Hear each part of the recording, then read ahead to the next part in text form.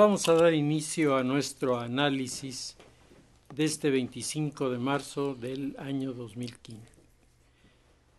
Vamos a abordar en lo internacional un tema que ha provocado muchísimos comentarios y es el proceso electoral en Israel a finales de la semana anterior, en donde se enfrentan las diferentes corrientes de la política de Israel en la búsqueda de un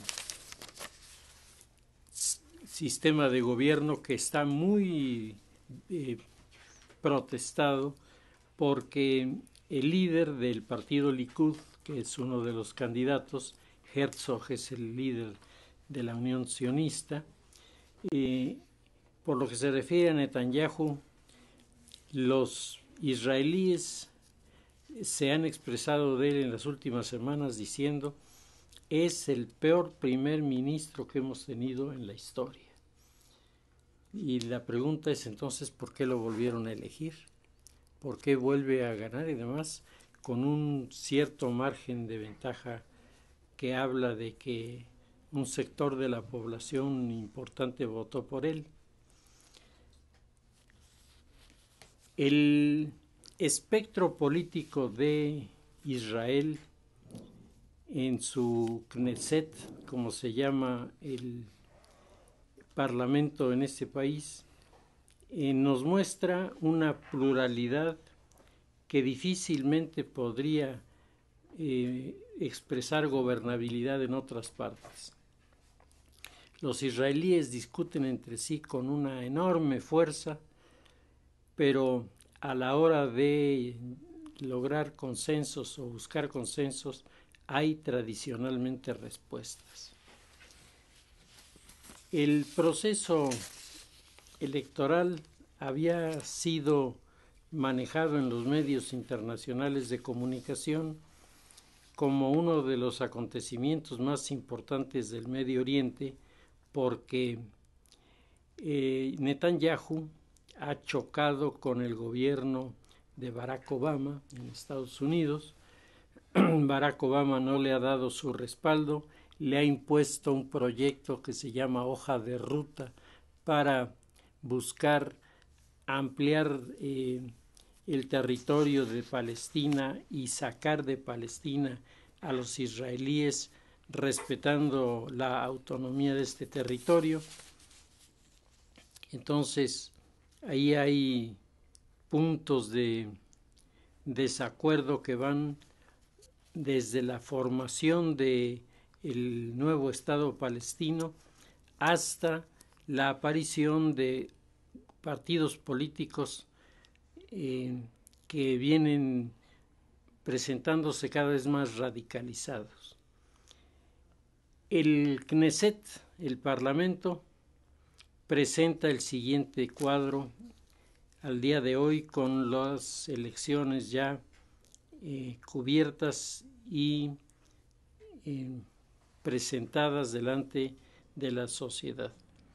El partido Likud, que representa lo que en Israel dicen que es la derecha, que es muy diferente el pensamiento de la derecha israelí de la de muchos otros lugares, logró 30 escaños en el Knesset.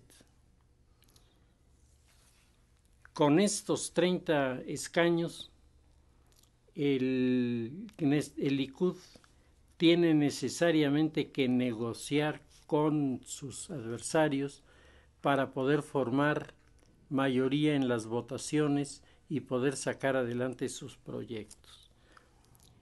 El siguiente grupo en representación es la Unión Sionista, que juega a lo que ellos llaman centro izquierda. Es un sionismo que trata de recuperar el perfil original. El sionismo en sus orígenes no era religioso, era fundamentalmente una doctrina política, porque unía a los judíos en un proyecto político particular. Hoy la Unión Sionista juega esta postura centroizquierda que nos habla de relaciones de este círculo con los sectores de la izquierda de todos los colores que hay en el resto del espectro del Knesset. Ellos obtienen 24 escaños. El centro está formado por un partido totalmente nuevo, que es el que ha levantado mayor discusión. Es la lista conjunta, así se llama el movimiento político. Lista conjunta porque por primera vez de una manera importante se han presentado candidatos árabes y judíos en la misma lista. Ha habido intentos tradicionalmente de los árabes de tener partidos en el Knesset y han sido rechazados. Ahora el Yesh Atid, que es el partido del centro, saca 14 escaños.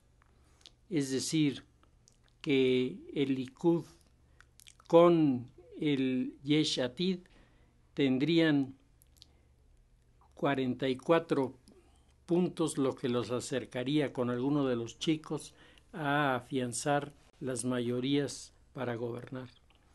Pero también la Unión Sionista con los 24 serían 38 los escaños que se podrían unir y jugar también alianza con los demás. Se supone que estas tres corrientes son las que van a estar dominando el escenario político de Israel en los próximos meses. Y hay una gran inquietud en Israel porque la Unión Sionista está pretendiendo concesiones a los palestinos que a juicio de el Likud van a resultar en deterioro muy importante de la comunidad. El siguiente partido que aparece es el Yesh Atid, decíamos, del centro, que logra 11 escaños en el Knesset. Y aquí acaban los que tienen mayor representación: 10, 11, 14, 24 y 30. Y entra entonces la parte que es lo más complicado y lo más representativo de este proceso electoral en Israel. Y es la aparición del Jabayit Hayehundi, que representa al Partido Nacionalista.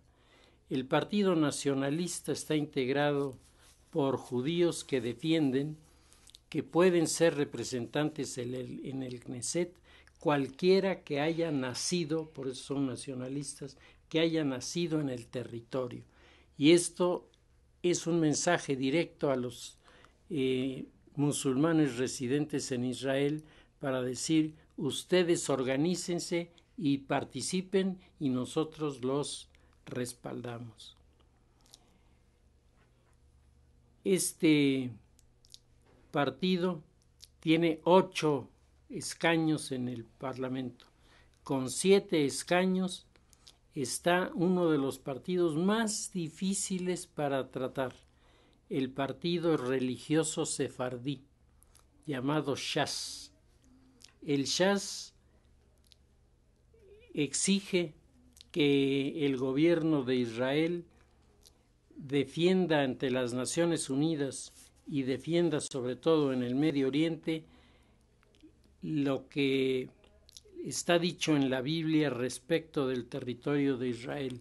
Israel es un don de Dios que ha sido dado al pueblo de Israel y abarca desde el río Tigris hasta el río Nilo.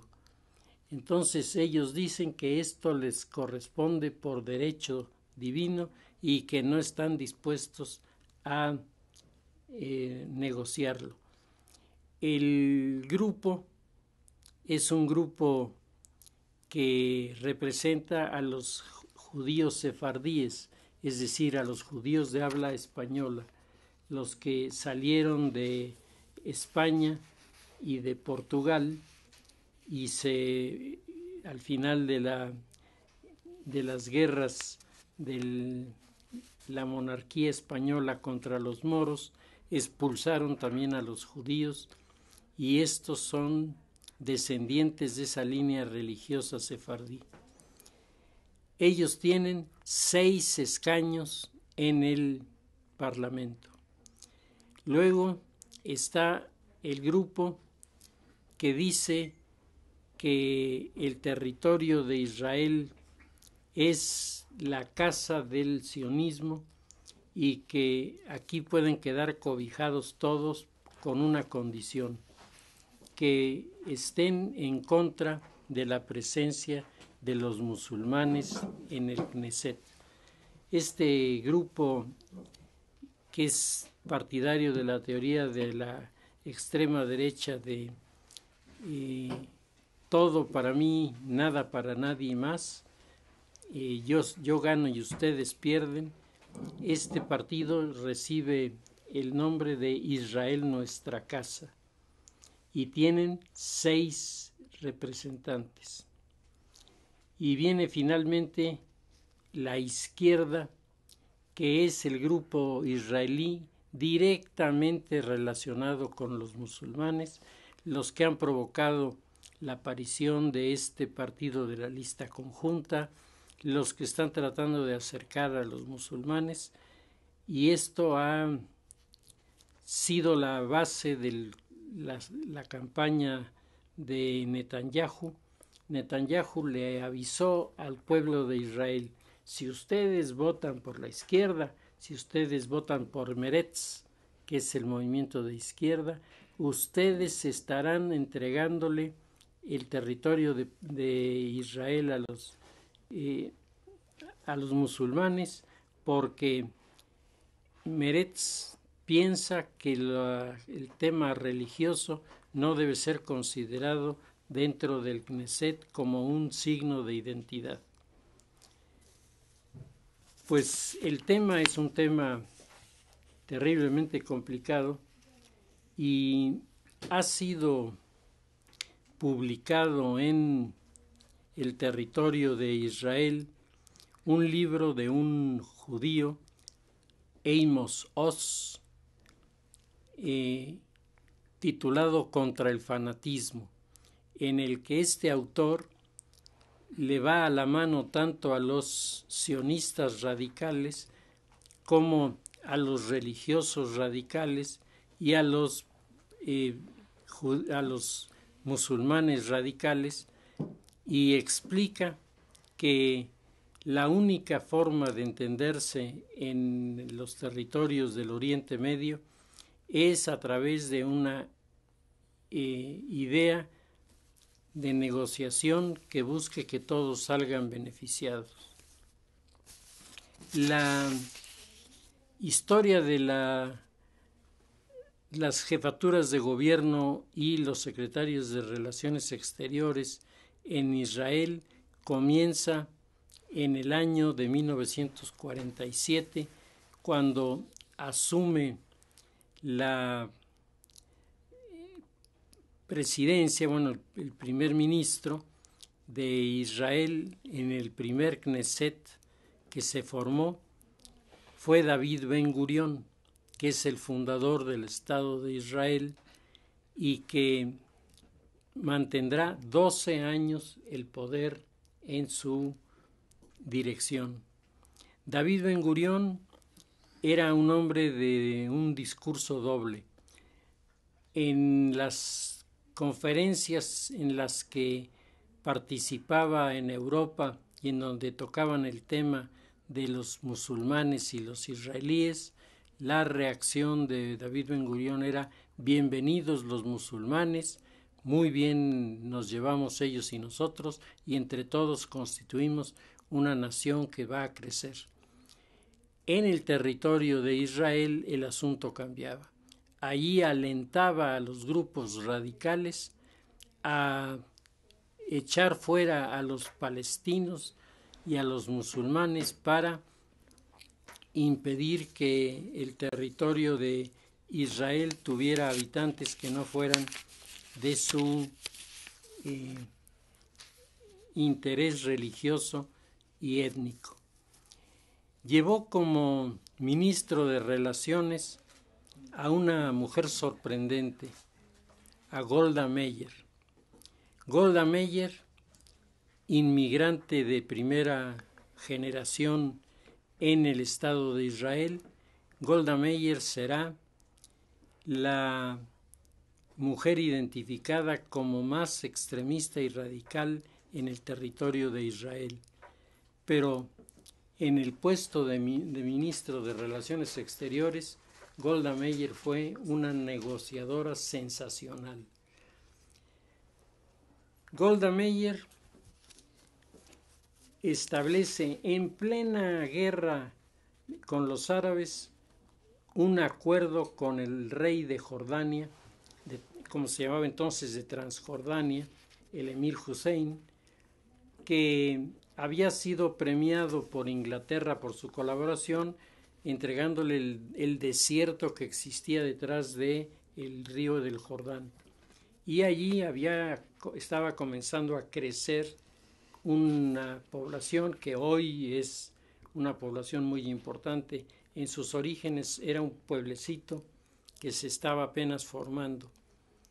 Pero el emir Hussein en Transjordania entendió muy bien la importancia de tener un ejército que respondiera ante el escenario que se estaba viviendo.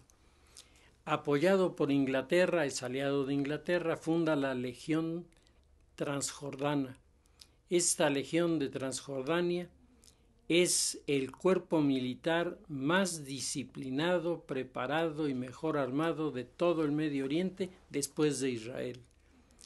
Y el emir, que había consentido en que su hijo casara con la hija del general inglés que aceptó convertirse a la religión musulmana para quedarse como jefe del ejército, Gluf Pasha,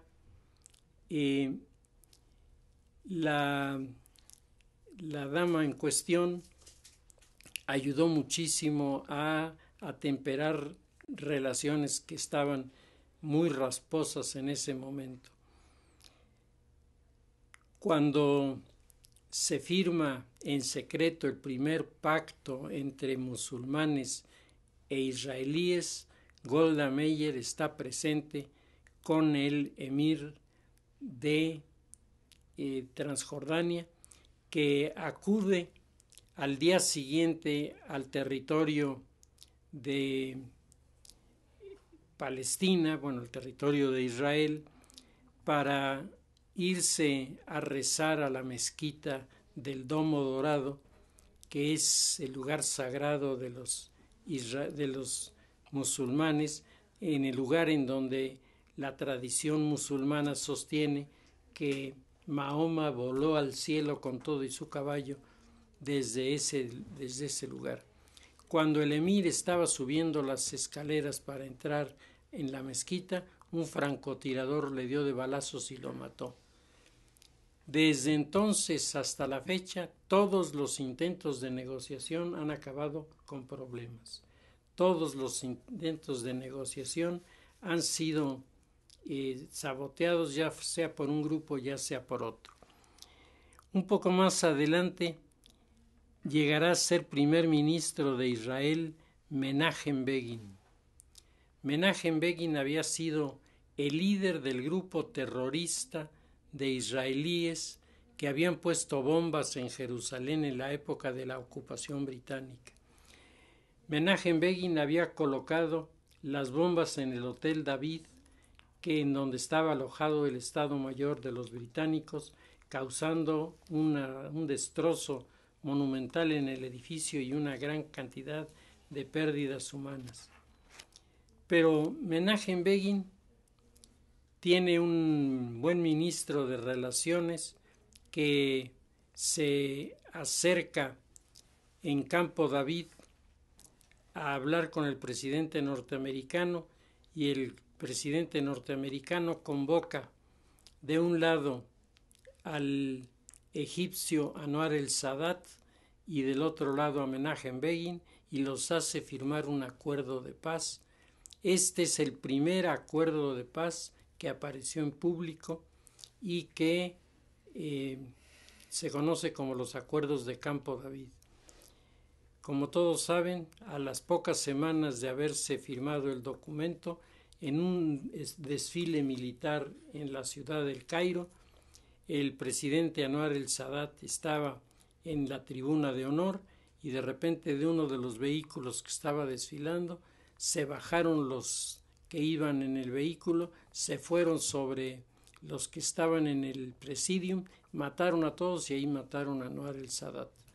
Y ahí acabó un segundo intento de negociación que evidentemente no llegó muy lejos. Más adelante se produjeron tensiones muy fuertes que el grupo sionista utilizó para consolidar la unión nacional. En el cálido verano del año de 1967 fue elegido para el gobierno israelí de Levi Eshkol para estallar una ofensiva militar en contra de los musulmanes en una confrontación que pasó a la historia como la Guerra de los 6 días. En 6 días el ejército de Israel se hizo presente en el Medio Oriente y creó una situación que modificaba de manera sustantiva las fronteras en estos estados de los que hemos estado hablando. Fue la respuesta a la violencia del grupo de Al-Fatah, que era entonces el grupo de terroristas y guerrilleros que libraban la pelea contra Israel, dirigidos por Yasir Arafat, que en aquella época todavía estaba joven. Yasir Arafat había propuesto el nombre de la guerrilla de Al-Fatah porque Fatah significa en árabe conquista, y las mismas letras al revés, cambiándoles el sonido, se convierten en la palabra muerte, que decía las dos misiones del grupo Al-Fatah: por un lado conquistar personas, almas que estuvieran dispuestas a colaborar con ellos, y al mismo tiempo actuar de tal manera que se liquidara al ejército de Israel, que ellos decían los estaba oprimiendo.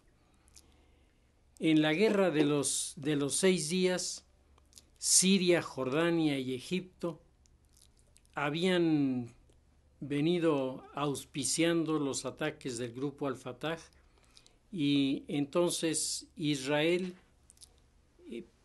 desencadena la acción militar cuando los egipcios declaran la soberanía sobre el estrecho de Tirán. El estrecho de Tirán es un estrecho muy pequeñito que hay entre el Mar Rojo y el Golfo de Aqaba. Los egipcios cerraban de esta manera el puerto natural de Israel para poder salir al Mar Rojo, y con eso le creaban un perjuicio bastante importante en su economía. Ante las pruebas obtenidas por el Mossad sobre los intentos de una alianza panarabista que destruyera a Israel, la reacción israelí fue violenta y decisiva. En 6 días, dice A.J. Barker, que es un experto en la Guerra de los 6 días, se volvió a trazar el mapa del Medio Oriente. En esto tuvo un papel preponderante uno de los generales que se volvió más exitoso aún en la política y que era como el símbolo de este conflicto, el general Moshe Dayan, al que le faltaba un ojo, posiblemente alguien lo haya visto en algún documental, y se ponía un parche sobre el ojo, un hombre que había perdido el ojo peleando del lado de los aliados en contra de los franceses que ocupaban el Líbano y eran seguidores del mariscal Pétain.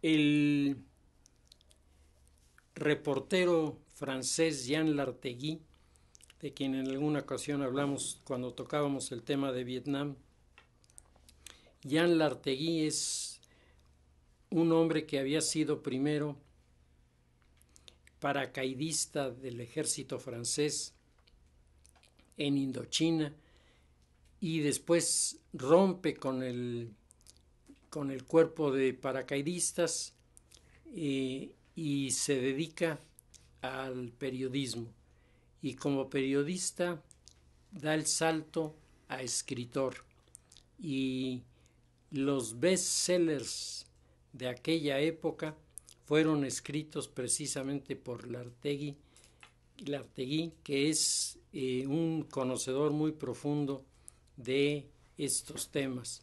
Lartegui escribió Las murallas de Israel sobre la Guerra de los 6 días, en donde Lartegui señala que el ejército de Israel es la muralla que defiende a este país. En 1973, la revancha árabe se produce con la guerra del Yom Kippur, azuzada desde Rusia. Estamos en plena Guerra Fría.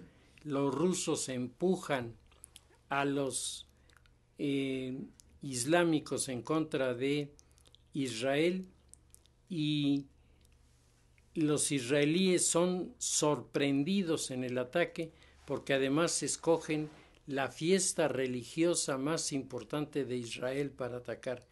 La mayoría de los funcionarios, de los militares, estaban en las sinagogas, en las reuniones religiosas de esta festividad, cuando se desencadenó el ataque que rebasó las defensas de los israelíes en las fronteras y provocó un enfrentamiento que está considerado la mayor batalla de tanques de guerra de la historia. Hasta antes de esta batalla, los enfrentamientos entre el mariscal Rommel y el mariscal Montgomery en el norte de África estaban considerados como las batallas de blindados más importantes. Y luego la batalla de Kursk en Rusia, en donde los alemanes y los rusos se encarnizaron en una lucha de la que los autores alemanes dicen que ganó Alemania y los autores rusos dicen que ganó Rusia, pero en la realidad los rusos a partir de ese momento empujaron prácticamente sin oposición a los alemanes hacia sus propias fronteras.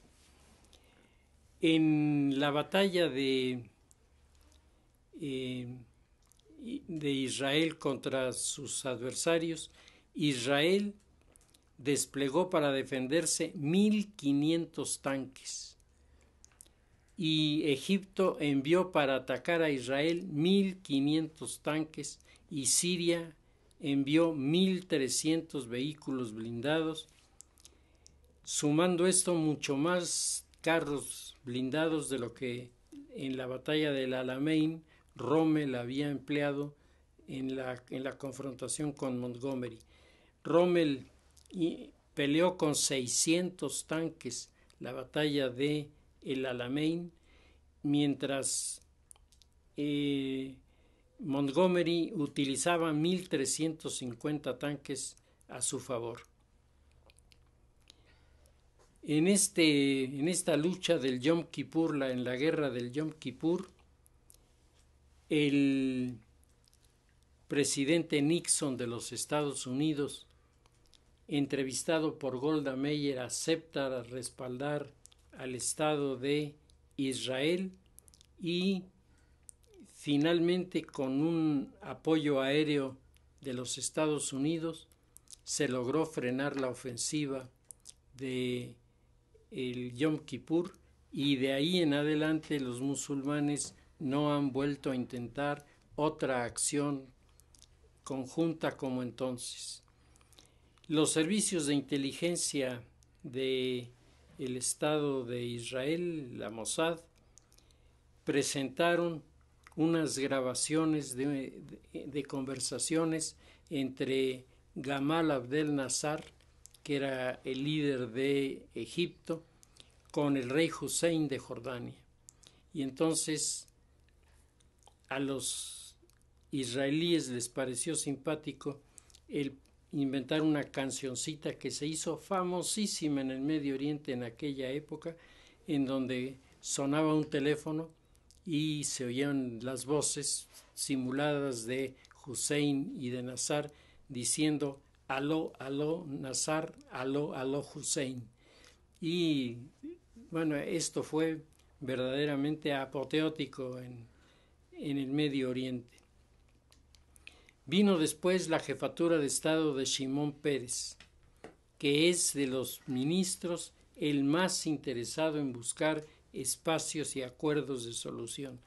Respaldado por Bill Clinton, tendrá una reunión con Yasir Arafat y con Yasir Arafat establecerá un acuerdo que duró muy poco porque los seguidores del Likud y del Mapai, que eran los dos partidos originales, presionaron mucho para que las nuevas formaciones políticas perdieran su fuerza y volviera a regresar el modelo bipartidista de los primeros tiempos.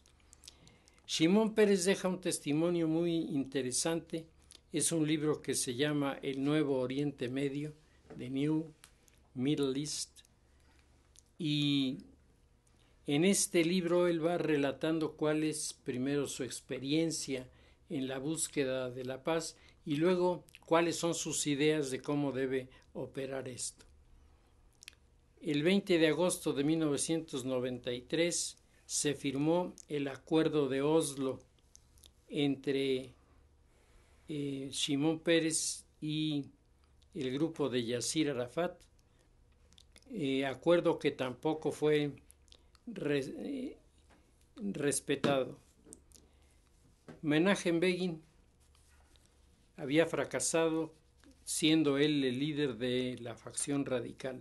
Ahora Shimon Peres fracasaba siendo el líder de la fracción más moderada y más dispuesta al diálogo.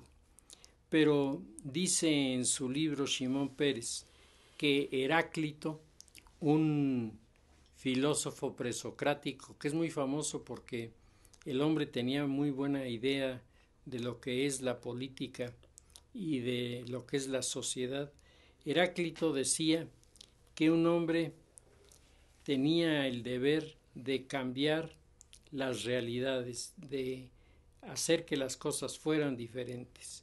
Y decía que los hombres somos como las aguas de un río, que siempre está presente el agua en el río, pero nunca es la misma agua la que está en el río.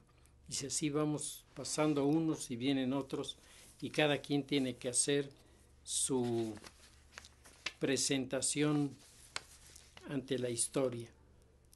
El profesor Ezequiel Kaufman ha escrito: no existe una conexión entre el concepto fronteras pacíficas y el Estado de Israel. Es decir, todas las fronteras de Israel, todas son fronteras en conflicto, unos de una manera y otros de otra.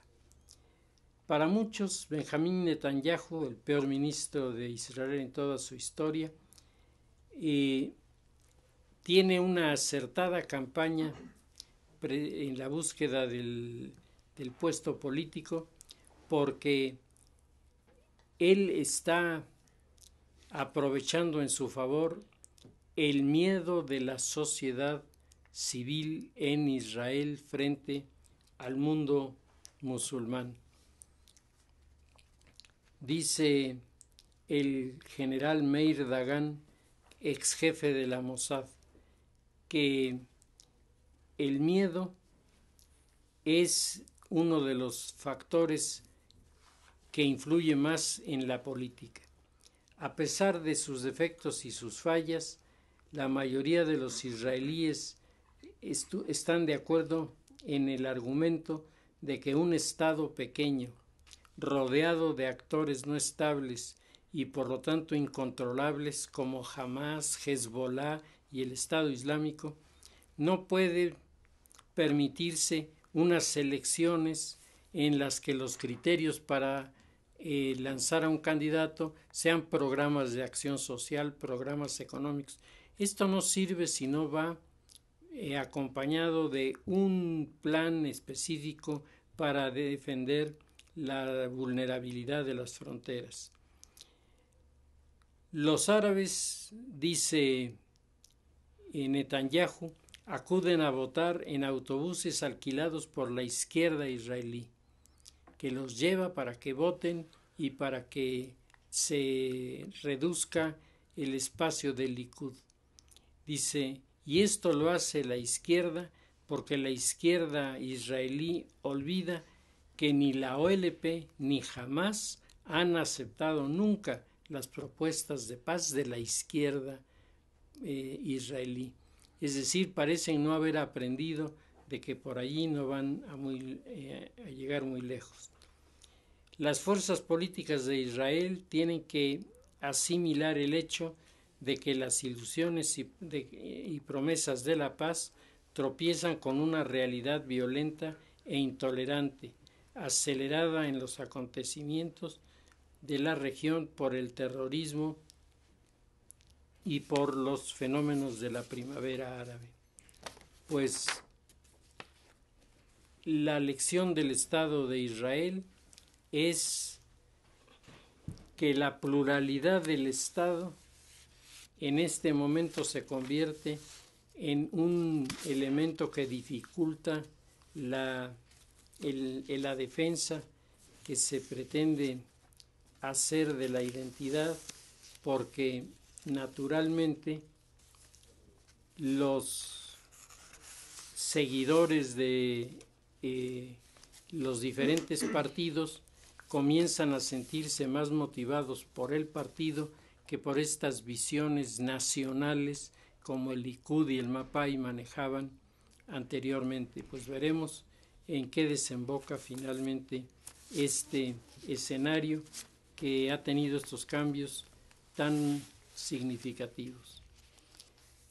Por lo que se refiere a la situación política en México, a mí me parece que más allá de el escándalo de la locutora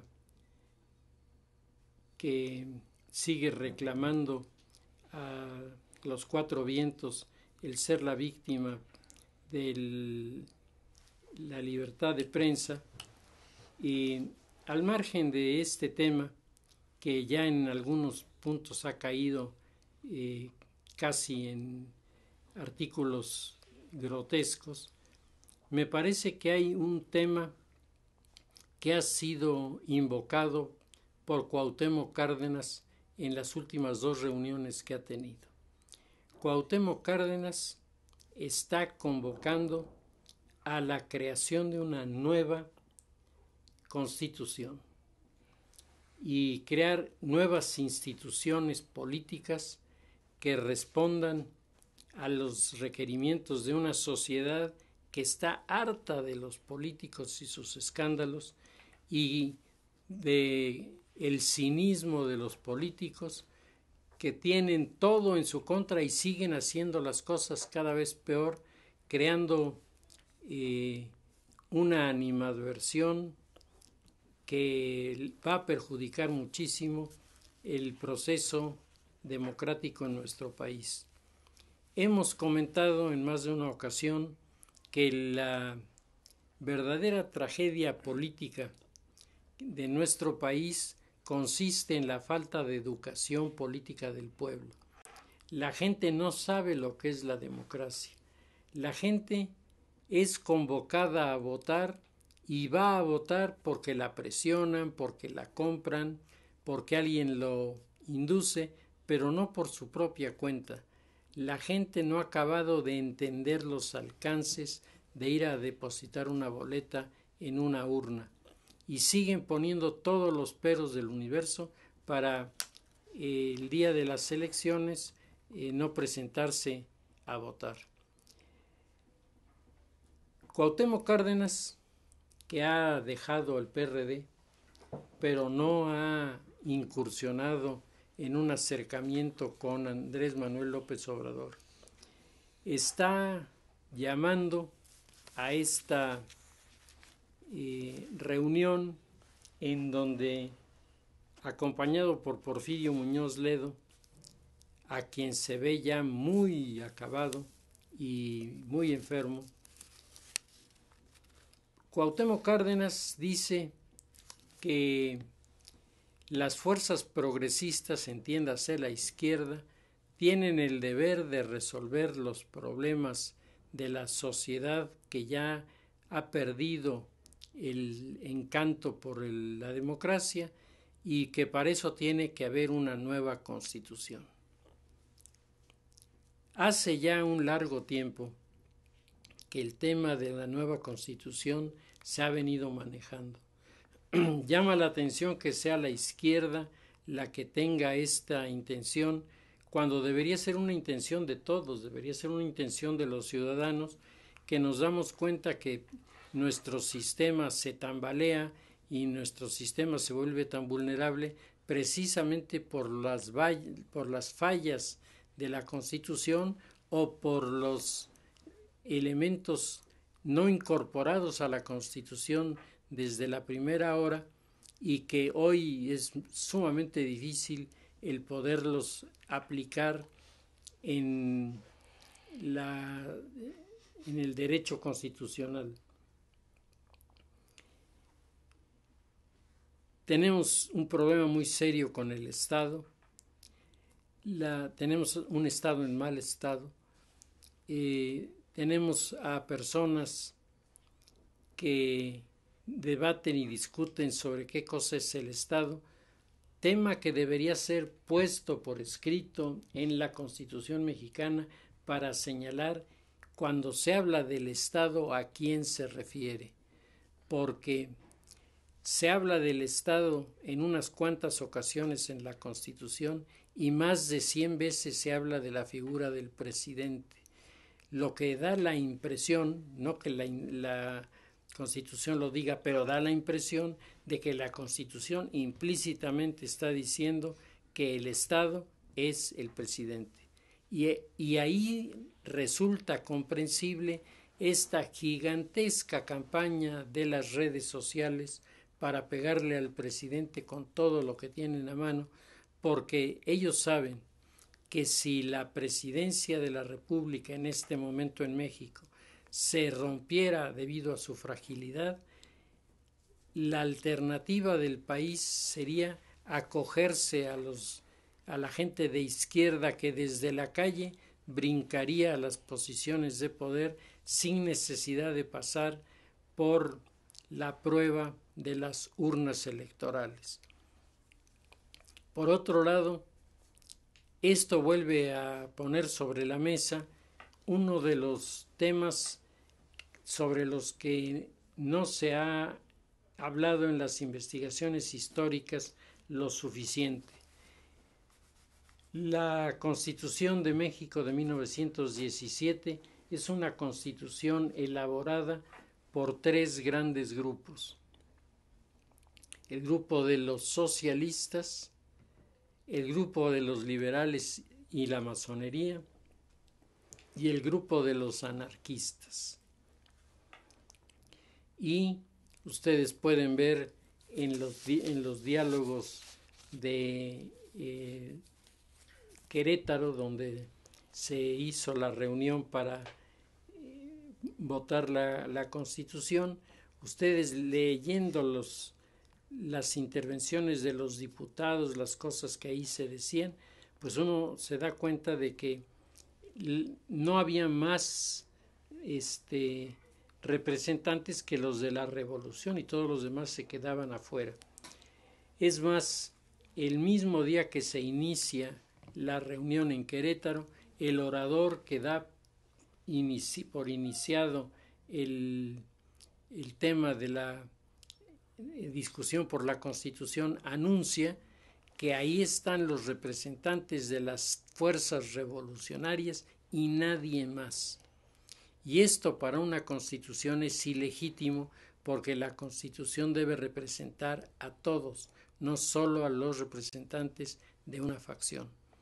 De la misma manera, no están muy claros los derechos y no derechos del presidente y de la Cámara de Diputados, lo que ha dado lugar a modificación tras modificación, al extremo de que si los redactores de la Constitución del 17 hipotéticamente revivieran y leyeran la Constitución, se vuelven a morir nada más de la impresión, porque la Constitución no se parece en nada al original, pero tampoco se parece en nada a una Constitución que resuelva los problemas. Más bien es una Constitución que ha radicalizado posiciones más que buscado alternativas para trabajar. Pero sin duda el tema de Cárdenas es un tema que vale la pena tomar en cuenta. Veo la respuesta dentro de los partidos prácticamente nula. Las pocas opiniones a la propuesta de Cárdenas han sido sacadas por los periodistas en entrevista a los actores políticos, pero los actores políticos por su cuenta no se han sentado a discutir el tema y decir, bueno, esto está equivocado aquí o es propicio allá. Y el pueblo mexicano pues sigue esperando que le digan qué pensar de esta iniciativa, que a mí me parece que bien manejada podría ser la puerta de entrada a una realidad que nos vaya cambiando las perspectivas que tenemos de nuestro sistema democrático. En las últimas semanas hemos visto cómo las redes sociales han estado actuando con insistencia y en algunos casos con virulencia en contra de la figura del presidente Peña Nieto y de su esposa. Y al mismo tiempo se ha suscitado un fenómeno muy curioso. Mientras el gobierno, a través de la Secretaría de Educación Pública, está hablando de que va a darles a los maestros toda una serie de beneficios por su labor de docencia, cuando muchos de los maestros hace meses que no se paran en sus clases porque andan en las manifestaciones. Mientras el gobierno hace esto, la coordinadora se mete en un recinto del gobierno y cuelgan una figura de un Judas que es Choifet, Emilio Choifet, y lo queman dentro del inmueble de las oficinas de gobierno. Entonces uno dice, pero ¿cómo un gobierno que está siendo ofendido y lastimado en una forma tan agresiva como la que están llevando a cabo los seguidores de Andrés Manuel López Obrador, cómo este gobierno se atreve a aumentarles prestaciones, a darles mejores salarios a estos que lo que no hacen es cumplir con su obligación en el tema educativo. Y sin embargo, pues así está sucediendo, así está ocurriendo. El tema se vuelve inquietante porque las manifestaciones que bloquean las carreteras, las manifestaciones que bloquean las avenidas, se van multiplicando de una manera verdaderamente sorprendente. Viendo mis recortes sobre estos temas, me encontraba con una gran cantidad de noticias que van explicando cómo se va deteriorando la gobernabilidad en el país. Está el recorte del Reforma del 24 de marzo con la quema de la figura de Choaifet en la Ciudad de México. Están las fotografías de las manifestaciones. Hoy no es manifestación, sino queman algo, ¿no? Hay que quemar una patrulla, hay que quemar cualquier cosa para que se pueda apreciar que estuvieron presentes. En La Paz, Baja California, los soldados llegaron a desarmar granadas de mano que habían sido dejadas en la plaza, en el piso, y dice uno, bueno, ¿para qué? Para que la gente ignorante llegue y juegue con ellas y vuele en pedazos, produciendo ella misma su propia tragedia. Está la otra fotografía de Chilpancingo, donde 5,000 maestros y estudiantes y padres de los normalistas desaparecidos bloquearon la autopista del Sol durante 2 horas.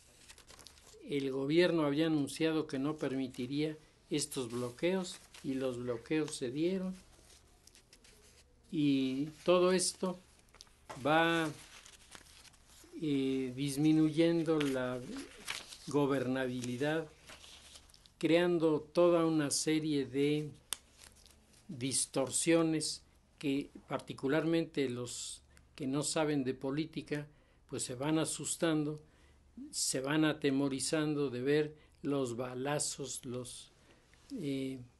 toda la serie de atropellos que ocurren. Me comentaban de algún video que fue introducido ahora en las redes sociales aquí en Puebla, donde unos patrulleros a una señora la paran sin ninguna razón en el periférico y se la llevan detenida, acusándola de cualquier tontería, cuando todo era falso. Esto fue filmado por personas que luego lo suben a la red y nos muestran que en todos lados el problema es el mismo. ¿Quiénes son los autores de la inseguridad? Los policías que no le dan confianza a la comunidad, sino al revés, se convierten en competidores de los delincuentes para llevar a cabo acciones que son absolutamente reprobables.